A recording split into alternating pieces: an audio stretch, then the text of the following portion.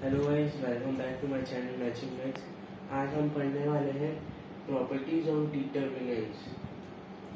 Property 1, if each element in a row और in a column of a determinants is zero then the value of the determinant is zero. इसका मतलब है कि अगर एक रो में या फिर एक कॉलम में ऑफ अ डिटर्मिनेंट्स अगर जीरो है तो उसकी वैल्यू भी जीरो होती है। अब हम एग्जांपल लेते हैं, ये A1 B1 C1 एक रो है, 0 0 0 एक रो दूसरा रो है, और A3 B3 C3 तीसरा रो है। इसमें सेकेंड रो है, इसमें जीरो है, इसकी मतलब वैल्यू जीरो है, तो इस पूरे डिटर्मिनेंट्स की वैल्यू जीरो हो जाएगी। Property 2, if each element on one side of the principal diagonal of a determinant is zero, then the value of the determinant is the product of the diagonal element। ये एक principal diagonal है A1 B2 C3। ये बोल रहा है कि अगर इस डायगोनल के ऊपर में या फिर नीचे में जीरो होता है तो प्रिंसिपल डायगोनल ही इसका आंसर होगा। अब जैसे हम एग्जांपल लेते हैं, तो A1 B2 C3 एक प्रिंसिपल डायगोनल है, इसके नीचे जीरो है, तो इसका आंसर प्रिंसिपल डायगोनल ही होगा, A1 B2 और C3। Property 3, the value of a determinants remain unchanged if its rows and columns are interchanged। मतलब अगर हम वैल्यू ऑफ डिटर्मिनेंट्स, किसी भी डिटर्मिनेंट्स की वैल्यू को हम अनचेंज कर देते हैं अगर उसके रोज एंड कॉलम्स इंटरचेंज हो तो। फॉर एग्जांपल अगर लेते हैं triangle 1 equals to A1 B1 C1 and A2 B2 C2 और A3 B3 C3, और दूसरा डिटर्मिनेंट है A1 A2 A3 B1 B2 B3 और C1 C2 C3। इसका जो रो था वो इधर इसका कॉलम है। तो अगर हम एक्सपेंड करेंगे R1 को, तो हम R1 से अगर हम इसका एक्सपेंड करेंगे तो हमको मिलेगा A1 B2 C3 minus A1 B3 C2 minus A2 B1 C3 plus A2 B3 C1 plus A3 B1 C2 minus A3 B2 C1। हम एक्सपेंड फर्स्ट डिटर्मिनेंट को करेंगे तो हमको ये मिलेगा, और सेकेंड डिटर्मिनेंट को भी एक्सपेंड करेंगे तब भी हमको सेम आंसर मिलेगा। तो हम ये लिख सकते हैं कि ट्रायंगल 1 मतलब डिटर्मिनेंट 1 और डिटर्मिनेंट 2 इक्वल है। Property 4, if any two rows or columns of a determinant are interchanged then the value of the determinant changes by minus sign। अगर हम दो रोज और कॉलम्स को ऑफ अ डिटर्मिनेंट्स हम उसकी वैल्यू को इंटरचेंज कर देते हैं देन तो फिर डिटर्मिनेंट्स की वैल्यू माइनस साइन से चेंज हो जाएगी। ट्रायंगल 1 लेंगे हम, the determinants 1 A1 A2 A3 B1 B2 B3 C1 C2 C3। Second determinant है C1 C2 C3 B1 B2 B3 A1 A2 A3। तो पहले वाले में A1 A2 A3 इधर था और C1 C2 C3 इधर था, इसकी वैल्यू इंटरचेंज हो गई है दूसरे डिटर्मिनेंट्स में।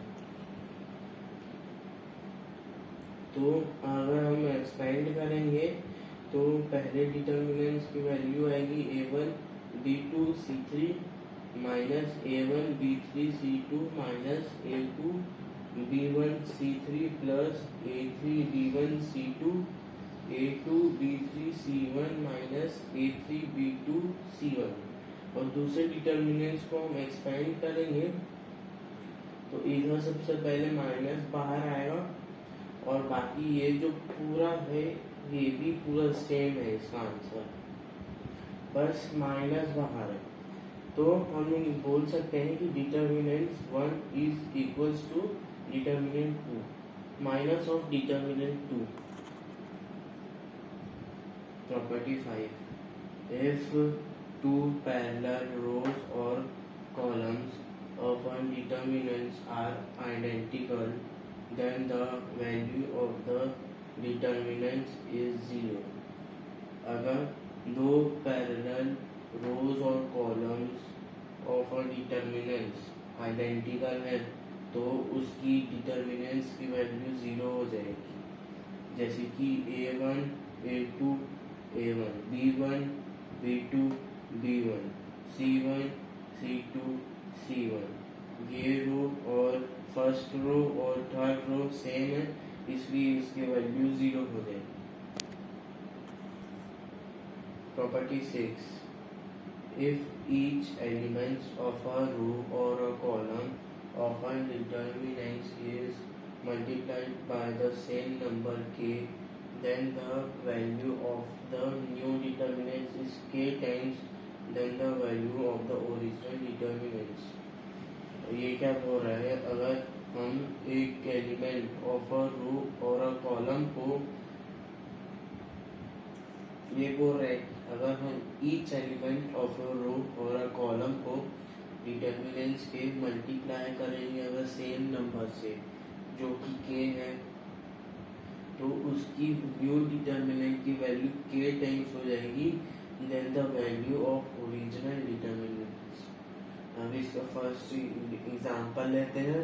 First determinant A1 A2 A3 B1 B2 B3 C1 C2 C3 और सेकेंड डिटर्मिनेंट है A1 K A2 A3 B1 K B2 B3 C1 K C2 C3। तो हमने इस रो में K मल्टीप्लाई किए तो हम अगर इसको एक्सपेंड करेंगे तो इसका आंसर आएगा first determinant is equals to K times of second determinant. Property 7, if each element of a row or a column of a determinant consists of sum of two or more terms, then the determinants can be expressed as the sum of two or more determinants whose each rows or columns are not altered। मतलब if each elements हर एक elements of a row or a column एक determinant का consist of sum of two or more terms, then the determinant expressed as a sum of two or more determinants। मतलब एक example लेके हम समझते हैं A1 plus D1 A2 plus D2 A3 plus D3 B1 B2 B3 C1 C2 C3। तो हम इसको ऐसे भी लिख सकते हैं A1 A2 A3 B1 B2 B3 C1 C2 C3 plus D1 D2 D3 B1 B2 B3 C1 C2 C3।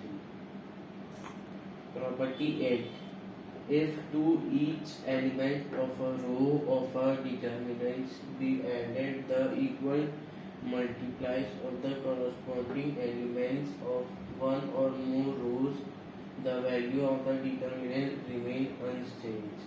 मतलब to each element of a row, एक रो के एलिमेंट्स को अब हम डिटर्मिनेंट्स के हम ऐड करेंगे equal multiplies of the corresponding elements तो हमें उसकी डिटर्मिनेंट्स की वैल्यू अनचेंज हो जाएगी। हम एक एग्जांपल से इसको समझते हैं A1 plus K A2 B1 plus K B2 C1 plus K C2 A2 B2 C2 A3 B3 C3। अगर हम इसको एक्सपेंड करेंगे तो वापस ही ये वाला डिटर्मिनेंट्स आ जाएगा। Property 9, the sum of the product of each elements of any rows with the cofactor of the corresponding elements of some other row is 0 is the sum of the product। अगर हम इसके determinants elements के सम को product का सम करेंगे with his cofactor तो corresponding elements of other row वो 0 हो जाएगा। हम इसको A1, A2, A3, A21, A22, A23, A31, A32, A33 अब ये एक डिटर्मिनेंट है, हम इसको एक्सपेंड करेंगे तो ये 0 आएगा। प्रॉपर्टी 10, ये आज की लास्ट प्रॉपर्टी है। If A and B are square matrix of same order, the delta A and B equals to delta A and delta B। A equals to A C B D ये एक determinant है और B equals to alpha beta gamma ये एक determinant है। तो हम इसको मल्टीप्लाई करेंगे तो आंसर आएगा determinant A into determinant B। अब हम इसका क्वेश्चन देखेंगे तो क्वेश्चन मैंने 49, 39, 26, 1, 7, 2, 6, 4, 3 ये एक डिटर्मिनेंट दिया हुआ है। अब हम इसमें ऑपरेट करेंगे C1 माइनस 8 C3 तो ये आएगा 49 माइनस 8 इंटू 6 ये C1 है और ये C3 है। तो हम 49 माइनस 8 इंटू 6 करेंगे और फिर 39 माइनस 8 इंटू 4 26 माइनस 8 इंटू 3 और बाकी दोनों C2 और C3 सेम रहेगा। तो फिर C1 चेंज होगा और ये होगा 172 6 4 3 और हम इसको अगर एक्सपेंड करेंगे तो ये 0 आएगा बाय प्रॉपर्टी 5। क्वेश्चन 2, ये एक मैट्रिक्स दिया, ये एक डिटर्मिनेंट दिया हुआ है D2 C2 BC B plus C C square A square C A C plus A square B square AB A plus B equals to 0। हम सबसे पहले ऑपरेट करेंगे R1 into A of A into R1 R2 B R2 और R3 equals to C R2 मतलब रो 1 में हम A multiply करेंगे, रो 2 में हम B मल्टीप्लाई करेंगे और रो 3 में हम C मल्टीप्लाई करेंगे। तो इधर आएगा 1 by ABC AB square C square ABC AB plus AC B C square A square ABC B plus C AC C A square B square ABC C A plus BC। अब हम इस C जो column two second column से ABC को common निकाल लेंगे तो ये आएगा ABC into ABC by ABC और इधर आएगा BC CA AB 1 1 1 AB plus AC BC plus AB CA plus BC। तो ये ABC और ये ABC कैंसल हो जाएगा और फिर हम C3 प्लस C1 ऑपरेट करेंगे तो इधर बचेगा ABC BC CA AB 1 1 1 और इधर आएगा AB plus BC plus CA AB plus BC plus CA AB plus BC plus CA। अब उसके आगे हम AB plus BC plus CA को हम C3 से कॉमन निकाल लेंगे। तो अब हम इसमें प्रॉपर्टी 6 लगाएंगे तो प्रॉपर्टी 6 बोलता है कि अगर दो रो कॉलम सेम है तो ये जो मैट्रिक्स है ये 0 हो जाता है। तो हम इंटू 0 करेंगे तो ये पूरा 0 हो जाएगा। तो गाइस आज के लिए बस इतना ही। Thank you for watching.